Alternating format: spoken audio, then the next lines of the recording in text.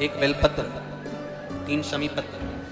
बहुत ध्यान दीजिएगा, कार्तिक के महीने में 1 बेलपत्र, 3 शमी पत्र।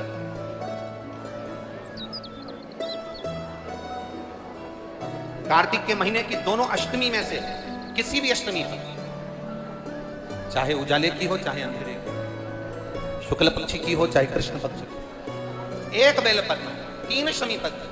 आप कभी दिल से, कभी मौका मिले हृदय से, दामोदर मास में, कार्तिक मास में अशोक सुंदरी वाली जगह का स्पर्श कर कर भगवान शंकर के शिवलिंग पर एक बार समर्पित कर कर देखना, और दूसरे वर्ष इंतजार करना कि तुमने कार्तिक महीने में अष्टमी के दिन बाबा को शमी पत्र बेलपत्र दिया था, क्या बाबा ने तेरे घर में धन और वैभव दिया कि नहीं दिया। जो स्थिति में गाड़ी चल रही थी वो स्थिति की गाड़ी तेरी पार हुई कि ना। कितने बेलपत्र बोलो, बोलो जमते बोलो जरा, कितना शमी पत्र?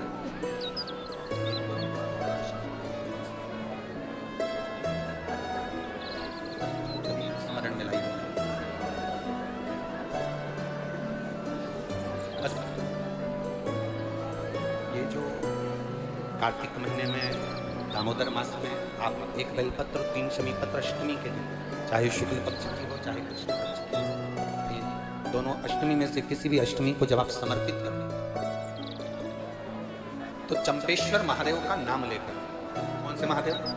जम के बोलो जरा, सबकी आवाज आना चाहिए। चंपेश्वर महादेव, केवल चंपेश्वर महादेव का नाम लेकर आप अशोक सुंदरी का स्पर्श कराकर शंकर भगवान के शिवलिंग पर समर्पित करें। अशोक सुंदरी तो मालूम है ना सबको? जैसे ये शिवलिंग, ये जलाधारी, ये बीच में से जो तो लाइन गई गणेश कार्तिकेय, और बीच में एक लाइन जाती है मोटी सी शिवलिंग के सम्मुख में, उसको अशोक सुंदरी का स्थान। शंकर भगवान के ऊपर जो जल की जलाधारी लगती है जिसमें से बूंद बूंद पानी गिरता है, वो भगवान शंकर की 5 बेटियां हैं जो ऊपर कलश के रूप में रखी रहती हैं, जिसमें से बूंद बूंद जल नीचे गिरता है। जया, विषहरा, शामली बारी, गौतली, देव, शिव जी की 5 बेटी। शंकर भगवान की 6ठी बेटी अशोक सुंदरी बीच में। जब आप बेलपत्र 1, शमी पत्र 3, चंपेश्वर महादेव का नाम लेकर अशोक सुंदरी का स्पर्श कराकर भगवान शंकर को जब आप समर्पित करेंगे इस कार्तिक महीने में, दामोदर मास में, अष्टमी तिथि के दिन, चाहे वो शुक्ल पक्ष की हो चाहे वो कृष्ण पक्ष की हो, अष्टमी तिथि को अगर समर्पित करते हैं तो आप वर्ष भर में इंतजार कर कर जरूर बताना कि तुम साल भर पहले जितना कमाते थे, वर्ष भर पहले तुम जो व्यापार व्यवसाय कर रहे थे, साल भर से जो नौकरी के लिए प्रयास कर रहे थे, उसमें सफलता आपको अगले वर्ष की दामोदर मास आने से पहले मिली कि नहीं मिली, कोई स्मरण आपको रहे। श्री शिवाय नमस्तुभ्यम 1000 महामृत्युंजय मंत्र के बराबर होता है। शास्त्र कहता है किसी को हार्ट अटैक आ गया, डॉक्टर बहुत दूर है, 1 लोटा पानी लो, उस पानी को पकड़कर श्री शिवाय नमस्तुभ्यम बोलकर कंकर को उठाकर, कंकर जानते हो, किसी भी रोड का, किसी भी स्थान का 1 पत्थर 1 कंकर उठा के पानी के लोटे में डाल दो और श्री शिवाय नमस्तुभ्यम का जाप कर 21 बार उतार कर पानी को बाहर फेंक दो, अटैक की बीमारी से भी लोग बच जाते हैं। श्री शिवाय नमस्तुभ्यम का इतना मंत्र का जाप की प्रबलता होती है, इतना मंत्र जाप की प्रखरता। बच्चे बीमार पड़ गए, बुखार आ गया, बुखार उतर ही नहीं रहा, बिल्कुल बहुत समय से लगे, कुछ मत करो, लोटे में पानी लो, थोड़ा सा दूध डाल लो और उसमें 1 कंकर डाल लो, कंकर डाला, श्री शिवाय नमस्तुभ्यम बोल के 7 बार उतारो, पीपल के पेड़ में डाल दो, बच्चा स्वस्थ, आराम लगता। श्री शिवाय नमस्तुभ्यम मूल मंत्र। पेपर देने जा रहे हैं बच्चे, एग्जाम में बैठ रहे हैं, इंटरव्यू में बैठ रहे हैं, 1 अक्षत चावल का दाना 1 लीजिए, श्री शिवाय नमस्तुभ्यम बोलकर घर के बाहर से जब निकलो फेंकते हुए चले जाइए, विद्या में उत्तमता प्राप्त हो। ये उसी तरह है जैसे घर का दीपक, घर का दीप देखा, घर में जो दीपक होता है उसको बदला नहीं जाता, बार बार नहीं बदलना चाहिए। घर का दिया जितना पुराना होता है उतना फलदायी होता है। जितना पुराना दीपक घर में रहेगा, या तो 2-3 दिए घर में कर लो, 1 पीतल का, स्टील का, जिसका आपको लगाना हो आपकी मर्जी, चांदी का, आदि का, पर उन दियों को बार बार नहीं बदलना। वो 3 दिए सालों साल चलना चाहिए, कम से कम 25-50 साल। उस दिए की इतनी महत्वता होती है कि घर में अगर कोई बड़ी बीमारी किसी को हो गई तो उसी दिए को धोकर उसका पानी पिलाना चालू कर दो, उस व्यक्ति को आराम लगना चालू हो जाता है। उस दीप का इतना महत्व होता है। दिया कोई सहज नहीं होता, माला कोई सहज नहीं होती, गौमुखी कोई सहज नहीं होती, जिसको तुम जब जब कर जिंदगी निकाल दी, जिस आसन पर बैठकर अपन भजन करते वो आसन श्रेष्ठ हो जाता है, उस आसन की महत्वता बढ़ जाती है। कोई सहजता नहीं है, सरलता।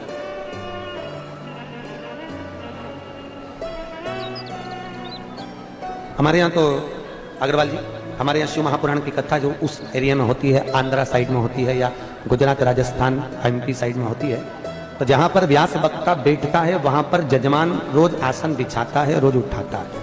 वही आसन जजमान अपने घर पर ले जाता है और उसकी गादी पर बिछाता है, क्योंकि जिस जगह से पुराण को बांचा जाता है उस आसन की बड़ी महत्वता मानी, बड़ी महत्वता। कई लोग आप लोगों में से आते होंगे तो संग में आसन लाते होंगे। अब यहाँ तो कोई लाया कि नहीं लाया पता नहीं, पर पहले ऐसा नियम था, कथा सुनने जाते थे तो आसन साथ लेकर जाते थे। देखा है आप लोगों ने कि नहीं देखा? बोलो तो। पहले ऐसा होता, आसन लेकर जाते थे, साथ में बिछाते थे, फिर बैठते थे। उस आसन की बड़ी महत्वता, बड़ी। आसन भी अलग अलग होता है, आप लोगों को मालूम होगा। देवी जी की पूजन करो तो लाल आसन, शिव जी की पूजन में काला आसन, भगवान शंकर की पूजन में, ठाकुर जी की पूजन करो तो कुसा का आसन, पितरों की पूजन करो तो डाक का आसन, गणेश जी की पूजन करो तो आसन की जरूरत नहीं पड़ती, जमीन पर बैठ कर करो। गणेश पूजन कभी आसन पे बैठ के नहीं करना, नहीं तो पुण्य नहीं मिलता। अगर गणेश पूजन आसन पे बैठ के कर ली तो उसका पुण्य समाप्त हो जाता है। गणेश पूजन जमीन पर बैठकर करना चाहिए। आसन की महत्व हमारे शास्त्र वर्णन करते हैं कि दरवाजे पर नींबू और मिर्ची क्यों टांगा जाता है। दुकान के बाहर, घर के बाहर नींबू मिर्ची क्यों टांगते हैं? क्योंकि लक्ष्मी और दरिद्रता, इन दोनों देवियों को भगवान विष्णु का वर है कि ये प्रतिदिन भूमंडल पर विचरण करने के लिए जाएंगी। प्रतिदिन, रोज, प्रतिदिन लक्ष्मी और दरिद्रता दोनों भ्रमण के लिए निकलेंगे। और जिसके घर में मिष्ठान रखा होगा उसके घर में लक्ष्मी मीठा खाने के लिए अंदर प्रवेश कर जाती है। और नींबू और मिर्ची दरवाजे पर इसलिए बांधते हैं कि दरिद्रता हमारे घर में प्रवेश ना करे, वो दरवाजे से खाकर ही चली जाए, दरवाजे से। एक बात बहुत ध्यान रखना, जिसके घर में फ्रिज में, डलिया में या रसोई घर में नींबू और मिर्ची ये दोनों एक ही जगह रखे रहते हैं, उसके घर में कभी शांति नहीं रहती है। सास बहू का, ननंद भाभी का, भाई भाई का, परिवार में कुछ ना कुछ क्लेश जरूर ही होगा। 4 दिन अगर अच्छे निकल गए तो 5वें दिन क्लेश का जाएगा, 5 दिन अच्छे निकल गए 6वां दिन क्लेश का जाएगा। कुछ ना कुछ, एक जरा सी कटोरी पड़ी है उसके पीछे विवाद चालू हो जाएगा, जरा सा पानी ढुल गया उसके पीछे विवाद चालू हो जाएगा, बेडशीट बदल रहे थे उसके पीछे विवाद चालू हो जाएगा, पति कक्ष में आया विवाद चालू हो जाएगा। तुमने एक शब्द कहा, कोई लड़ाई की बात नहीं करी, फिर भी विवाद चालू हो जाएगा। समझ लेना कि घर के रसोई घर में या फ्रिज में नींबू और मिर्ची साथ रखा हुआ तो वो क्लेश तो देगा ही। पंडितों से पूछोगे, ज्योतिषाचार्यों से पूछोगे, वो कहेंगे मोती पिना दो, कोई कहेगा पितृदोष हो गया, कोई कहेगा कालसर्प दोष हो गया, कोई कहेगा वास्तु दोष हो गया, पर वो आपको ये नहीं बताएंगे कि नींबू और मिर्ची एक दलिया में रखा हुआ है। ये हमारा वेद, हमारा शास्त्र बताएगा कि नींबू और मिर्ची ये दरिद्रता देवी को प्रिय है, और जहां नींबू और मिर्ची साथ रखा वहां दरिद्रता प्रवेश कर जाती है, और दरिद्रता गई तो वो क्लेश उत्पन्न करती है, जिससे इसके घर में सुख ना रहे। सुख नहीं रहेगा तो लक्ष्मी नहीं रहेगी, दरिद्रता उसके घर में आराम से रह सकती है।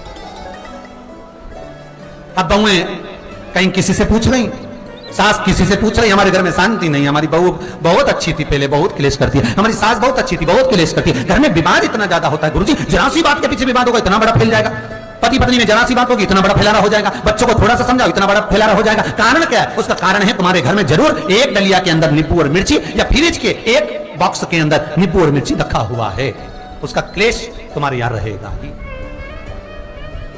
सदा रहेगा। इसलिए महाराज नींबू मिर्ची दरवाजे पर टांगा जाता है, बाहर संग नहीं, बाहर हो जाए। एक बात बहुत सुंदर है, जैसे दूध और दही दोनों एक ही झोले में, एक ही बैग में, एक कैरी बैग, दोनों एक ही झोले में, एक ही बैग में, एक कैरी बैग के अंदर दूध और दही अलग अलग पॉलिथीन में बंधे हुए हैं, अलग अलग डोलची में, अलग अलग डब्बे में रखे हुए हैं। एक व्यक्ति एक ही बैग के अंदर दूध और दही ये दोनों चीज अगर लेकर घर के अंदर आता है तो उसके घर में संपदा की तो कमी आती ही है, उसके घर में संपदा टिकती नहीं है। घर में अगर लाख रुपए रखे हैं तो 3 दिन या 4 दिन के अंदर वो पैसा वापस जाना है। दही और दूध अगर एक ही साथ आया है, एक ही व्यक्ति एक ही झोले में, एक ही बैग में, एक ही कैरी बैग में अगर लेकर आए, उसी तरह नींबू और मिर्ची का भी क्रम है महाराज। कई कई सब्जी वाले उसको एक साथ बांध देते, नहीं नहीं नींबू भले अलग बैग में डाल लो, पन्नी में अलग बांध कर या झोले में अलग बांध कर मिर्ची रख लो, वो चल जाएगा, पर एक साथ अलग। मेरे को मालूम है दरिद्रता कि तेरे को खट्टा और तीखा पसंद है, इसीलिए महाराज हमारे हिंदू धर्म में बेटी की विदाई में 4 चीजें नहीं दी जाती। बेटी की विदाई में 4 चीजें नहीं देते। पहली झाड़ू, दूसरी सुई, तीसरी चलनी और चौथा अचार की बरनी। ये बेटी के कन्यादान में, बेटी की विदाई में नहीं देते। बड़ी दे दो, पापड़ दे दो, ये चल जाएगा, पर बेटी की विदाई में, बेटी के कन्यादान में ना तो झाड़ू जाएगी, ना सुई जाती है, ना चलनी जाती है, ना अचार की बरनी जाती है। और मेरा निवेदन है, अगर बेटी को तुम्हारे घर का, तुम्हारे हाथ का अचार कितना भी पसंद हो और बेटी की मम्मी बना के दे दे, नहीं मत देना, क्योंकि बेटी तन, मन और धन, ये तीन चीजों से दुखी रहेगी। अगर मां ने अचार दे दिया तो बेटी के घर में या तो तन से दुखी रहेगी, या मन से दुखी रहेगी, या धन से दुखी रहेगी। बेटी को ये तीन दुख तो रहेंगे ही। कई लोग तो अपनी बहू से कहते हैं, बेटा तू मायके जा रही, तेरी मम्मी के हाथ का अचार अच्छा लगता है, लिया ना बांध के। अब इनको कौन समझा? तुमने तो कह दिया बांध के लिया ना, पर उसको समझो तो सही, क्यों नहीं लाना है? महाराज, दरिद्रता देवी को क्रोध आ गया। लक्ष्मी जी के साथ नारायण जाने लगे तो लक्ष्मी जी बोली, रुको प्रभु, मेरी बहन पीपल के पेड़ के नीचे बैठी है, आप कृपा करो।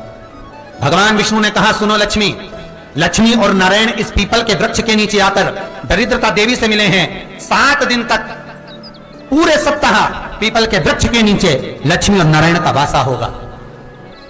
जो पीपल के वृक्ष के नीचे आकर दीप जलाएगा, पूजन करेगा, पाठ करेगा, उसको संपदा की प्राप्ति होगी। इतने में दरिद्रता देवी खड़ी हो गई और दरिद्रता ने कहा, वाह नारायण वाह, क्या बात है आपकी, पीपल के वृक्ष के नीचे तुम मिलने के लिए आए, मैं तो पहले से बैठी थी। 7 दिन तुमने अपने कर लिए, इसमें 1 दिन मेरा होगा। भगवान ने कहा, कौन सा? तब दरिद्रता देवी कहती है, रविवार का दिन पीपल के वृक्ष के नीचे ये दरिद्रता देवी विराजमान रहेगी। अगर रविवार के दिन कोई पीपल के वृक्ष के नीचे आएगा तो उसके साथ दरिद्रता देवी उसके घर में प्रवेश करेगी। इसलिए शास्त्र रीति में भगवान विष्णु ने उसी समय पलटवार करते हुए कह दिया, अरे ओ दरिद्रता सुन, पीपल के वृक्ष के नीचे अगर कोई रविवार को आया, कोई पूजन की सामग्री लेकर आया, हाथ में कुछ ना कुछ उसके हुआ, खाली हाथ आया तो तू उसके घर में प्रवेश करेगी, अगर भरा हुआ हाथ रहा तो तू उसके यहां प्रवेश नहीं कर सकती। ठीक है प्रभु, वचन दे दिया भगवान ने। इतने में दरिद्रता देवी भगवान विष्णु से बोली, प्रभु सारे देवताओं के पीछे अधर्म बैठा हुआ है, सारे देवताओं के पीछे अधर्म बैठा हुआ है, दुख और दरिद्रता कहां जाकर बैठे हैं, आप स्थान बता दीजिए। आपको अब भी कहा कथा में कि देवताओं के पीछे, देवियों के पीछे, पीठ के भाग में अधर्म का निवास है, आगे धर्म का निवास है। इसलिए मंदिर में अग्रण्य प्रणाम करना चाहिए, आगे की, पीछे नहीं। दरिद्रता देवी कहती है, ये दरिद्रता और दुख कहां जाकर बैठेंगे, आप वर दीजिए। भगवान विष्णु ने कहा, ये भी तेरे लिए है, तू लक्ष्मी की बहन है, मांग ले, तुझे कहां बैठना है, कहां रहना है। दरिद्रता देवी कहती है, जिस घर में स्त्री दोपहर में सोती होगी उसके घर में दुख और दरिद्रता दोनों जाएंगे। जिनके घर में कांटेदार पेड़ लगे होंगे, पौधे लगे होंगे, उनके घर में दुख और दरिद्रता दोनों जाएंगे। जिनके घर में रात्रि में बासी बर्तन पड़े रहेंगे, उनके घर में दुख और दरिद्रता दोनों जाएंगे। भगवान विष्णु बोले, ठीक है। इतने में दरिद्रता देवी बोली, सारे देवताओं में प्रथम मान्य होने वाले श्री गणेश जी महाराज के पीठ के पीछे कोई नहीं बैठा, अधर्म नहीं बैठा। आप हमें वर दो कि दरिद्रता और दुख गणेश जी के पीठ के पीछे विराजमान हो, पृष्ठभाग में दरिद्रता और दुख दोनों रहेंगे, वर दो आप। फिर निवेदन करूंगा, दुनिया में ऐसा कोई समस्या नहीं जिस समस्या का कोई निदान नहीं। हर समस्या का निदान है, पर निदान किसी दूसरे के पास नहीं, निदान केवल मेरे भोले नाथ के पास में है। आपको अगर किसी समस्या का सफल आनंद चाहिए तो शंकर की शरण में जाओ।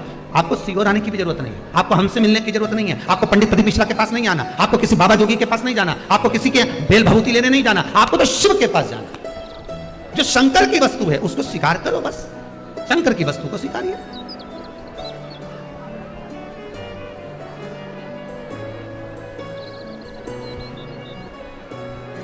शंकर की वस्तु को स्वीकार करना चालू कर दीजिए।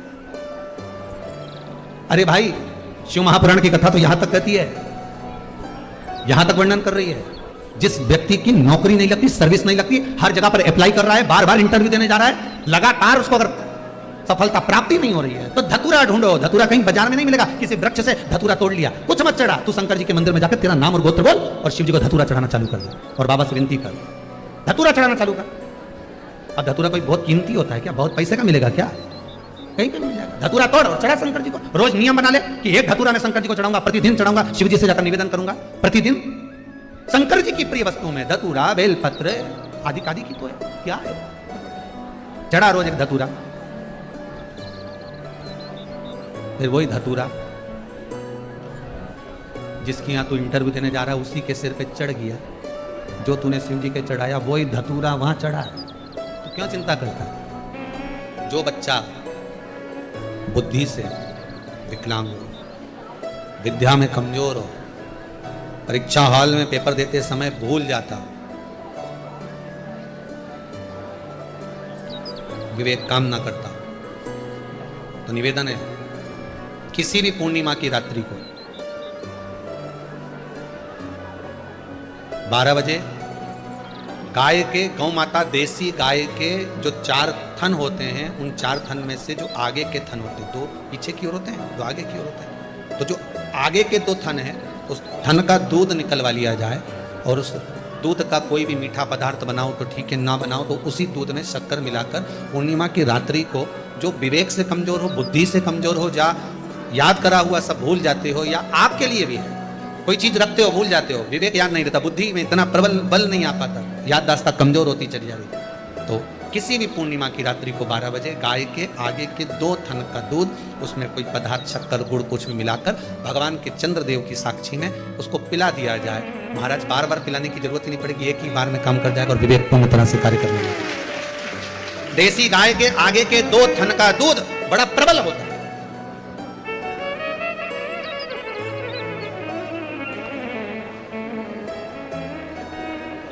पूर्णिमा की रात्रि को 12 बजे उसका प्रयोग किया जाए। आप उस दूध को निकाल लो शाम के समय, रात्रि के समय ग्वाले से कहकर, जिसके यहाँ पर देसी गाय हो वहां निकलवा कर उसको रखा जाए, उसका पान करा जाए।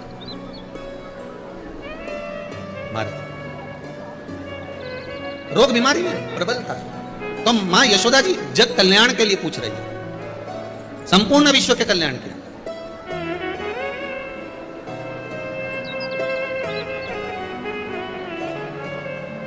अरे कितना सुंदर संवाद है।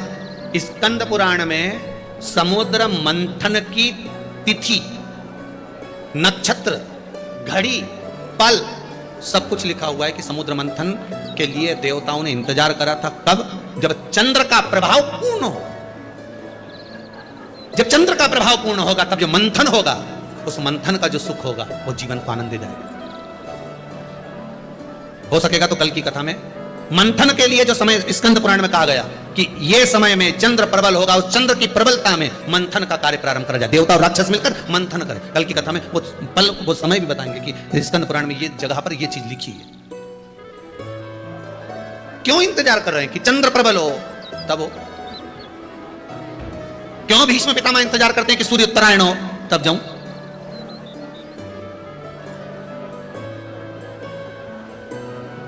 जब देवता 33 कोटि देवता उस चंद्र के इंतजार में रहते हैं कि ये चंद्र प्रबल होगा, तब जाकर ये चंद्र यहां पहुंचेगा, तब जाकर हम मंथन करेंगे, तब जाकर वो अमृत मिलेगा, और उस अमृत को देवता धारण करेंगे तो वो आनंद पा जाएंगे। तो हम क्यों शरद पूर्णिमा छोड़े? हम क्यों एक एक पूर्णिमा छोड़े? एक एक पूर्णिमा के महत्व को जानिए। कोई पूर्णिमा साधारण नहीं है, कोई प्रदोष साधारण नहीं है, कोई शिवरात्रि साधारण नहीं है। 12 महीने शिवरात्रि पड़ती है, 12 महीने में प्रदोष पड़ते हैं,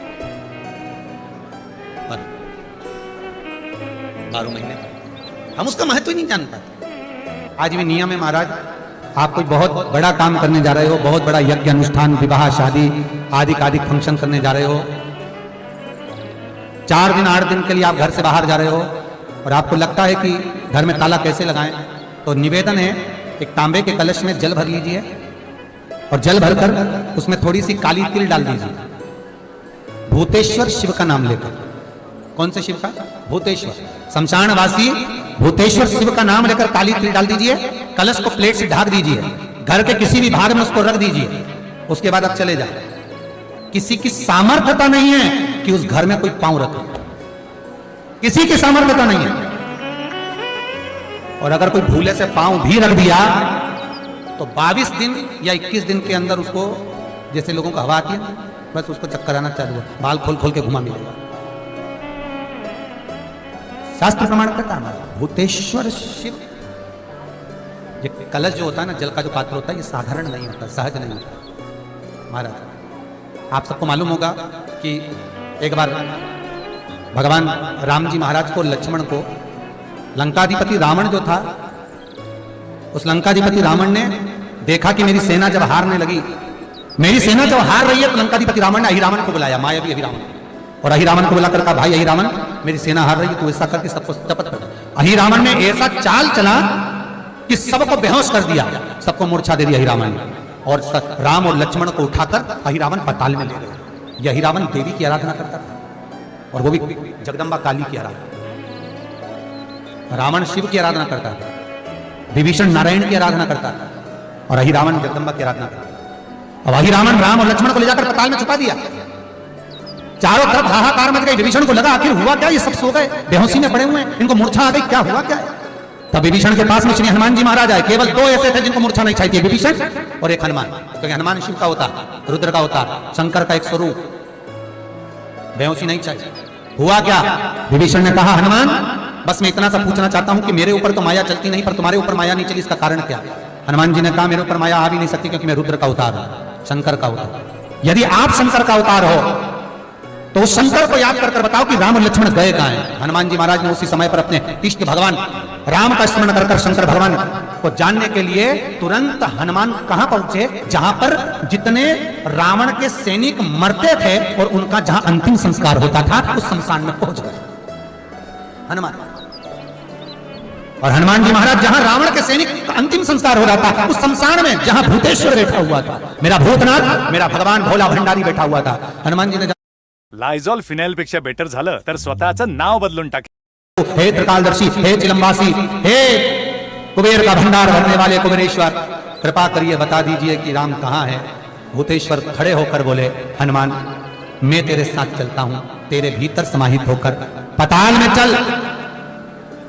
जिस पताल में मेरी ही अर्धांगिनी मां काली विराजमान है, जगदम्बा, उसके 5 दिए लगे हैं घृत, जिसको अहिरावण जलाकर रखता था। वो 5 दिए एक साथ बुझेंगे, तब जाकर अहिरावण मरेगा, तब राम लक्ष्मण सामने खड़े मिल जाएंगे। भूतेश्वर भगवान को हनुमान जी ने अपनी गदा के अग्रभाग में, गदा में आगे का कोना भाग होता है, उस भाग में बिठा लिया भूतेश्वर। और भूतेश्वर को बिठाकर हनुमान जी महाराज पताल में चले गए। पताल में जैसे गए तो 5 दिए लगे हुए मिले, 5 दिए लगे मिले। अब विचार करा हनुमान ने कि इनको में दियों को 5, एक वहां लग रहा तो एक वहां लग रहा, एक ऊपर लग रहा तो एक सामने लग रहा, एक देखो तो पीछे लग रहा। अब ये 5 दिए चारों दिशा में और ऊपर, इनको फूंक भी मारूंगा तो एक घूम के मारूं तो एक साथ नहीं बुझे। अब करा क्या जाए इन 5 को मारने के लिए। तब भगवान शंकर गदा पर जो बैठे थे भूतेश्वर, उन्होंने कहा, हनुमान एक काम करो, तुम्हारे 5 मुंह कर दो।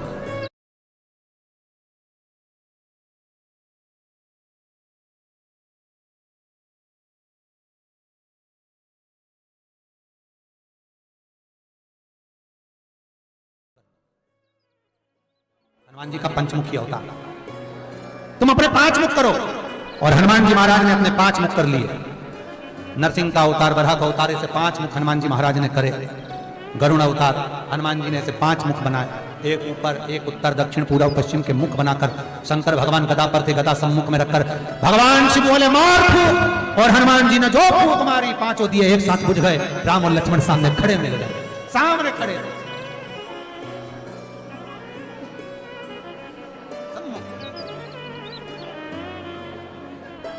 हनुमान जी ने राम लक्ष्मण को प्रणाम कर भूतेश्वर से कहा, नाथ आप कहां हैं? मैं आपको कहां छोड़ूं? क्योंकि मुझे राम लक्ष्मण को लेकर जाना है, तो आपको तो छोड़ना पड़ेगा। भूतेश्वर नाथ कहते हैं, ये जल का जो पात्र भरा हुआ है, ये कलश भरा हुआ है, ये जल के पात्र में मुझे छोड़। हनुमान जी महाराज जल के पात्र में जब छोड़े, जैसे ही छोड़े, जल के पात्र के अंदर भूतेश्वर विराजमान हुए, तो भगवान हनुमान जी ने कहा, नाथ जैसे आज आपने मेरी लाज रखी, रक्षा करी और किसी को आने नहीं दिया, विनती स्वीकार करना, आपका जल पात्र भूतेश्वर के नाम से काली तिल से जहां रखा जाए, उस गृह में कोई प्रवेश ना कर पाए।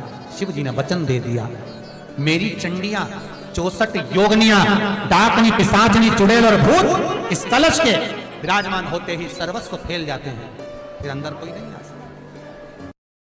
अथर्ववेद से स्थापत्य वेद